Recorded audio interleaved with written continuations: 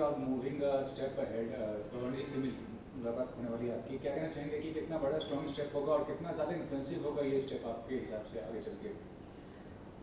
हाल ही में मैंने Juhu police station पर मीटू आरोपी साजिद खान के ख़िलाफ़ एक शिकायत दर्ज की थी, जिसके चलते पुलिस ने मुझको बुलाया मेरा बयान दर्ज करने के लिए।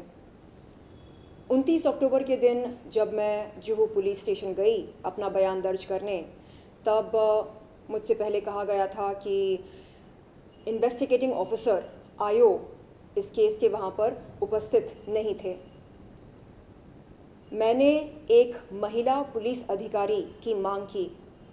मुझसे कहा गया था कि उस समय वहाँ पर कोई महिला पुलिस अधिकारी उपलब्ध नहीं थी। तब मैंने वहाँ के एसआई सीनियर इंस्पेक्टर से ये गुजारिश की कि तुरंत एक महिला पुलिस अधिकारी का प्रबंध किया जाए एक मीटू विक्टिम का बयान दर्ज करने के लिए। मुझे कुछ घंटे वहाँ पर इंतज़ार करना पड़ा। तकरीबन रात के 8 बजे महिला पुलिस अधिकारी Megha ma'am, PSI police sub inspector Megha ma'am ने मेरा बयान दर्ज किया और मुझे इन्वेस्टिगेटिंग ऑफिसर पीआई मोहरे सर के पास लेकर गई, जहाँ जाकर मैंने इन्वेस्टिगेटिंग ऑफिसर से निवेदन किया कि तत्काल पुलिस कार्रवाई शुरू हो मीटू आरोपी साजिद खान के खिलाफ। उसके अगले दिन हमने देखा कि Rakhi Sawant, motor mouth, potty mouth Rakhi Sawant media के सामने आकर कहने लगी कि पुलिस ने शर्लिन चोपड़ा का बयान लेने से इनकार किया। उसने बताया कि क्योंकि उसके भाई मीटू आरोपी साजिद खान निर्दोष हैं, इसलिए पुलिस ने शर्लिन चोपड़ा का बयान लेने से इनकार किया। उसकी इस बात में ज़रा भी सच्चाई नहीं है। जैसे कि मैंने पहले कहा, 29 अक्टूबर की रात लगभग 8 बजे के आसपास पीएसआई मेघा मैम ने मेरा बयान दर्ज किया। मेरे पास पुलिस कंप्लेंट की कॉपी है जो मैं आप सबको कुछ देर में दिखाऊंगी। हमने देखा है कि जब जब यौन शोषण का विरोध कोई करता है, ख़ास तौर पर बॉलीवुड में, तब तब राखी सावंत और राखी सावंत जैसे कॉकरोचेस और कीड़े मकोड़े तुरंत खड़े हो जाते हैं यौन शोषण का विरोध करने वालों का विरोध करने के लिए। अब सवाल ये पैदा होता है कि आखिरकार इन लोगों की मानसिकता ऐसी क्यों है? ये लोग यौन शोषण का विरोध न करके, यौन शोषण करने वालों का विरोध न करके, यौन शोषण का विरोध करने वालों का विरोध क्यों करते हैं? क्यों? आखिर ऐसी क्या मजबूरी है? समझने वाली बात यह है कि राखी सावंत और उसके जैसे लोग इस इंडस्ट्री में और इस ज़िंदगी में इतनी बार यूज़ और अब्यूज़ हुए हैं कि आज जब किसी महिला का यौन शोषण होता है या किसी बच्ची का बलात्कार होता है तो उन्हें कसूरवार वो महिला लगती है या वो बच्ची लगती है जिसका यौन शोषण या बलात्कार होता है। उन्हें कसूरवार यौन शोषण करने वाला या बलात्कार करने वाला बिल्कुल नहीं लगता है। ये बहुत ही शर्मनाक है, दुर्भाग्यपूर्ण है और निंदनीय है। यहाँ पर हम इनकी मानसिकता पर रोशनी डालकर इन्हें स्टडी कर सकते हैं। क्यों ये लोग यौन शोषण का विरोध नहीं करते हैं? क्यों? दिक्कत क्या है? क्या कोई मजबूरी है? क्या कोई प्रेशर है? क्या इन्हें लगता है कि किसी खान को खुश रखने के लिए इन्हें ड्रग कल्चर को रेप कल्चर को बढ़ावा देना चाहिए? क्या इस तरह का दबाव है इन पर? ये मेरी समझ के बाहर है। जब जब मैंने यौन शोषण के खिलाफ आवाज़ उठाई, चाहे वो पिछले साल क्यों ना हो राज कुंद्रा के खिलाफ, चाहे वो इस साल क्यों ना हो मीटू आरोपी साजिद खान के खिलाफ, हमेशा राखी सावंत जैसे लोग ज़बरदस्ती बीच में आकर यौन शोषण का विरोध करने वालों का विरोध करके ये साबित करते हैं कि यौन शोषण करना मर्दों का जन्मसिद्ध अधिकार होता है। ये लोग पेट्रियार्की को बढ़ावा दे रहे हैं। ये लोग नहीं चाहते हैं कि हमारा समाज स्वच्छ बने। ये लोग नहीं चाहते हैं कि भारत में स्वच्छ अभियान हो। हाल ही में राखी सावंत ने अपने इंटरव्यू में ये कहा कि वो शर्लिन चोपड़ा को फोड़ देगी, शर्लिन चोपड़ा को उल्टा लटका देगी। उसको मैं बता दूं कि हमारा संविधान हमें किसी को भी जान से मारने की धमकी देने की इजाज़त नहीं देता है। और इसके चलते मेरी लीगल टीम ने, फैल्कन लीगल ने, इन धाराओं के तहत 499 defamation, 500 punishment for defamation, 509 word, gesture or act intended to insult the modesty of a woman, 503 criminal intimidation। In IPC धाराओं के तहत राखी सावंत के खिलाफ एक शिकायत दर्ज की जुहू पुलिस चौकी में। आप देख सकते हैं।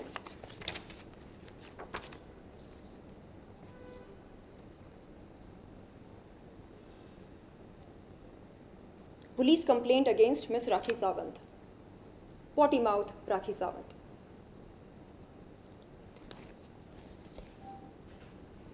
जी शर्लिन जी, लेकिन ये जानना चाहूँगा कि राखी सावंत पहली बार ऐसा नहीं है कि किसी को नाम सुना बोलती हैं, वो तो उनका उनकी आदत है ये। जी। तो कितना आपको लगता है कि सीरियसली लेना चाहिए इस बात को, क्योंकि पहले भी सनी लियोनी जैसी हस्ती को उन्होंने बहुत डिफेंड जी। किया था, और भी कई हस्ती को करती रहती हैं। जी। तो what is the point to take it so seriously and matter? सही बात है।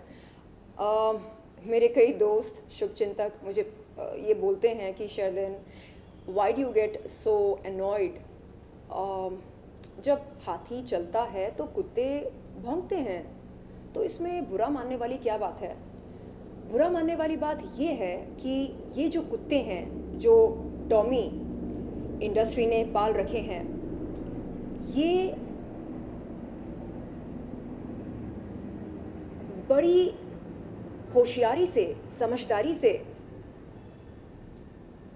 मी टू विक्टिम्स की अखंडता और विश्वसनीयता को खारिज करने के लिए इस तरह के कमेंट्स या इस तरह की टिप्पणी देते हैं, जैसे अरे शर्लिन चोपड़ा तो पॉर्न स्टार है, अरे वो तो वैश्या है, अरे वो तो ये है, अरे वो तो वो है।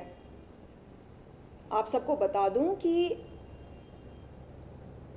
राखी सावंत जो एक बदजात और बददिमाग औरत है, उसका मोडस ऑपरेंडी है क्या? लग्जरी होटल्स में जाकर प्राइवेट इवेंट्स करना और करवाना, ये है उसका मोडस ऑपरेंडी। और क्या करती है वो ज़िंदगी में? आए दिन सब्सक्रिप्शन पर बॉयफ्रेंड और हस्बैंड बनाती है, उन्हें लूट लूट के कंगाल बनाकर छोड़ती है। ये है उसकी जीने का तरीका। हम सब जानते हैं कि वो एक नंबर की भीख मंगी है, झूठ मूठ का ड्रामा करके लोगों से भीख मांगकर अपना गुजारा करती है, और आजकल किस खान के टुकड़ों पर पल रही है ये हम सब जानते हैं। तो सोचने वाली बात यह है कि आखिरकार ये जो नेक्सस है फिल्म इंडस्ट्री में, ये रेप कल्चर को, ड्रग कल्चर को, सेक्सिज्म को, नेपोटिज्म को बढ़ावा क्यों दे रही है? और हम इस गंध को कब तक बर्दाश्त करें? ये भारत देश है, ये संविधान के अनुसार चलता है। यहां पर यौन शोषण का विरोध होता है, यौन शोषण करने वालों का विरोध होता है। यह भारत देश है, यहां पर महिला को लक्ष्मी मानते हैं। यहां पर महिला को जैसे दूसरे देशों में, ख़ास तौर पर अफ़गानिस्तान में सेक्स मशीन माना जाता है, वैसा यहाँ पर बिल्कुल नहीं होता है। यहाँ पर लक्ष्मी को, महिला को मान सम्मान दिया जाता है। हमारे देश के प्रधानमंत्री ये मानते हैं कि महिला का सम्मान होना चाहिए, अपमान नहीं। हमारी राष्ट्रपति कोई और नहीं बल्कि एक महिला हैं, द्रौपदी मुर्मू जी। तो जिस देश की राष्ट्रपति एक महिला है और जिस देश के प्रधानमंत्री जोर जोर से नारे लगाकर कहते हैं कि महिला का मान सम्मान होना चाहिए, सत्कार होना चाहिए, उस देश में हम देख रहे हैं कि यौन शोषण को बढ़ावा दिया जा रहा है। यौन शोषण करने वालों को सेलिब्रिटी माना जा रहा है। आखिरकार ऐसी क्या मजबूरी है बिग बॉस की जो वो मीटू आरोपी साजिद खान को अपने घर से बेदखल नहीं कर रहे हैं? क्यों? वो क्या साबित करना चाह रहे हैं?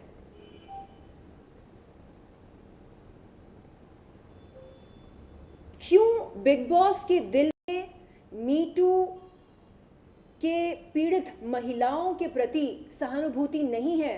क्यों? हम इंसाफ की गुहार लगाने कहाँ जाएं? मैंने एक पत्र लिखा है माननीय श्री एकनाथ शिंदे सर के लिए। उसमें मैंने लिखा कि सर, मैं आपकी बेटी हूँ, मैं आपकी बहन हूँ। न सिर्फ मेरे साथ बल्कि कई महिलाओं के साथ गलत हो रहा है और हमारा जो आरोपी है, जो मोलेस्टर है, वो कहीं और नहीं बल्कि बिग बॉस के घर में आराम फरमा रहा है। तो सर, मेरी गुजारिश है आपसे कि प्लीज़ आप हम पीड़ित महिलाओं को इंसाफ दिलाएं। बहुत जल्द मैं जाने वाली हूँ माननीय मुख्यमंत्री जी से मिलने के लिए, माननीय राज्यपाल जी से मिलने के लिए, और अपनी लीगल टीम के साथ सलाह मशवरा करके मैं बहुत जल्द एक मोर्चा खोलने वाली हूँ। और आपके माध्यम के अनुसार मैं उन तमाम महिलाओं से, पुरुषों से निवेदन करती हूँ हाथ जोड़कर कि यदि आप यौन शोषण के खिलाफ हैं, यदि आप यौन शोषण करने वालों के खिलाफ हैं, तो आप बेझिझक हमारे इस आंदोलन में भाग ले सकते हैं।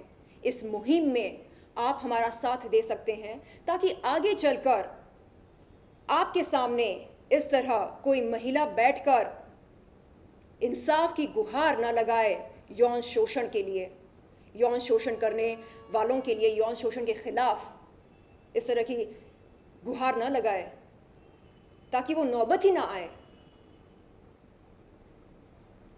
मैं ये क्योंकि वेस्टर्न कंट्रीज में जब ये मीटू का शुरू हुआ था, काफ़ी लोग पनिश किए गए। यहाँ पे कोई एक्शन नहीं हुआ अभी तक।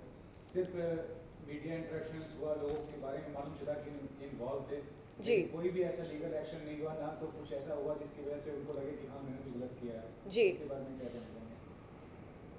ये बहुत ही चौंकाने वाली बात है। हॉलीवुड में हार्वे वेनस्टेन जो एक मीटू आरोपी है, उसको करीब 23 साल की सज़ा हुई। इस समय वो जेल के सलाखों के पीछे है, वो किसी रियलिटी शो में आराम नहीं फरमा रहे हैं। लेकिन यहाँ बॉलीवुड की मीटू आरोपी साजिद खान को सेलिब्रिटी स्टेटस दिया जा रहा है। मेरी गुजारिश है सलमान खान सर से कि कुछ देर के लिए अपनी दोस्ती यारी ज़रा साइड में रखें, कुछ देर के लिए, और ये सोचें कि अगर हम उनकी बहनें होती, अगर हम उनकी अपनी होती, तो क्या वो कोई स्टैंड नहीं लेते? क्या वो हमारे मोलेस्टर मीटू आरोपी साजिद खान को धक्के मार के बिग बॉस के घर से बेदखल नहीं करते? क्या एक महिला के लिए स्टैंड लेना जरूरी नहीं है? क्या दोस्ती यारी निभाना महिलाओं के हक से ज्यादा जरूरी है? मुझे समझ में नहीं आ रहा है कि ऐसी क्या मजबूरी है जिसके चलते सब खामोश हैं। सलमान खान सर खामोश हैं, बिग बॉस के मेकर्स खामोश हैं, पुलिस खामोश है।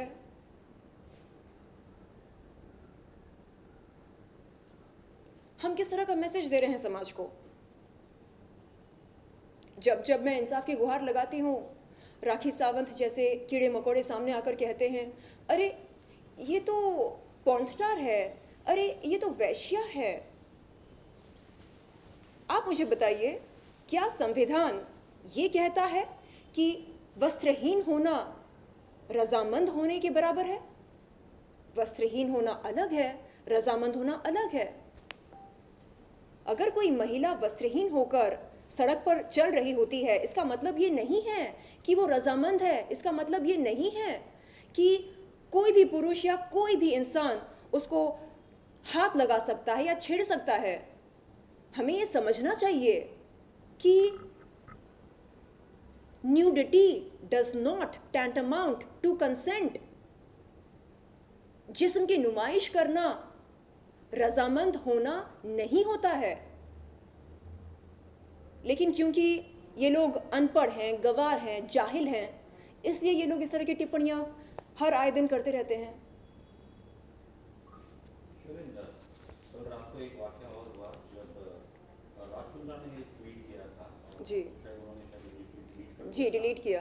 तो उसमें उन्होंने ऑब्वियसली कुछ ऐसे शब्द इस्तेमाल किए हैं। जी उन्होंने कहा है कि वो आपको एक काउंटर सूट कर रहे हैं। जी उन्होंने जो शब्द का इस्तेमाल किया वो चीको कहा है। जी जी जी ऐसा वो स्क्रीनशॉट है मेरे पास। जी जैसे आपने जी कॉन्ट्रैक्ट तोड़ा होगा, आपने लीक करवाई कोई वीडियो, उसके कारण शायद उन्होंने आपका कॉन्ट्रैक्ट ऑनर नहीं किया, ऐसा कुछ उस पर कुछ बताना चाहेंगे? देखिए, इस समय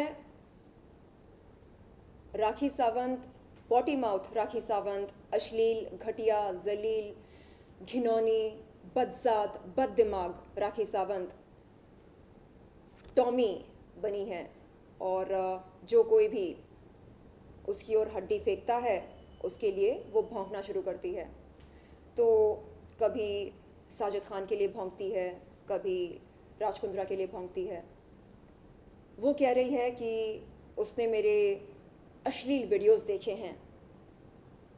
तो मैंने उसके सामने ये सवाल रखा कि वो अपने फैंस को, दर्शकों को, मीडिया को क्यों नहीं बताना चाह रही है कि उन वीडियोस के निर्देशक और निर्माता कौन हैं? वो बताए। वो आधी अधूरी जानकारी क्यों दे रही है? वो पूरी जानकारी क्यों नहीं देना चाह रही है? वो बताए, खुलकर बताए कि जिस वीडियोस का वो जिक्र कर रही है उन वीडियोस के निर्देशक निर्माता कोई और नहीं बल्कि उसके भाई साहब राजकुंद्रा और उनकी श्रीमती शिल्पा शेट्टी हैं। लेकिन ऐसा बोलना उसके लिए मेरे ख्याल से अनुचित होगा, क्योंकि राजकुंद्रा को वो भाई मानती है।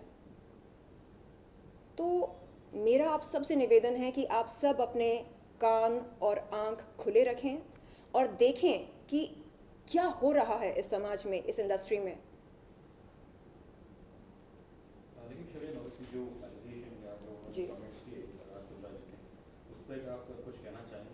जी, वो स्क्रीनशॉट मैंने संभाल कर रखा है जिसमें उन्होंने अभद्र भाषा का इस्तेमाल किया है मेरे लिए। और अगर वो सच में लीगल नोटिस भेजना चाह रहे हैं तो बेशक भेजें। मेरी लीगल टीम इंतज़ार कर रही है उस नोटिस का जवाब देने के लिए। लेकिन इस तरह की चेतावनी देने के बाद उस चेतावनी को डिलीट करना, इसका क्या मतलब निकलता है? क्या जोश में होश खो बैठे हैं या उन्हें लगता है कि उनसे कोई गलती हो गई है? खैर, बहरहाल जो भी बात है उन्हें सामने आकर स्पष्टता से अपनी बात रखनी चाहिए, बताना चाहिए कि क्यों उन्होंने उस ट्वीट को डिलीट किया। और ये भी बताना चाहिए कि क्यों मुंबई क्राइम ब्रांच ने FIR 26/2021 के चलते उन्हें चीफ या की कंस्पिरेटर घोषित किया।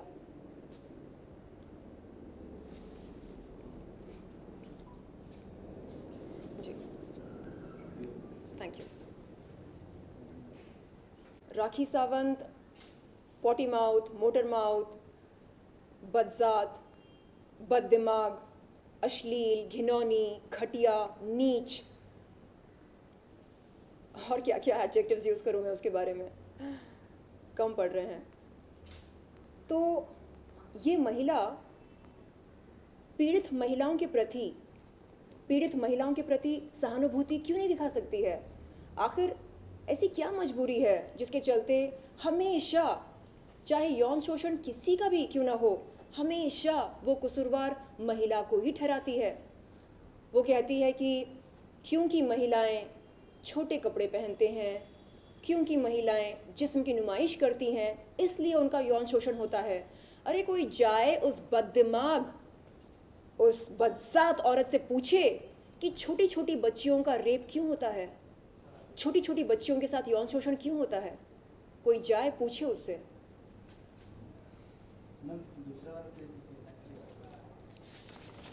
कौन सा वो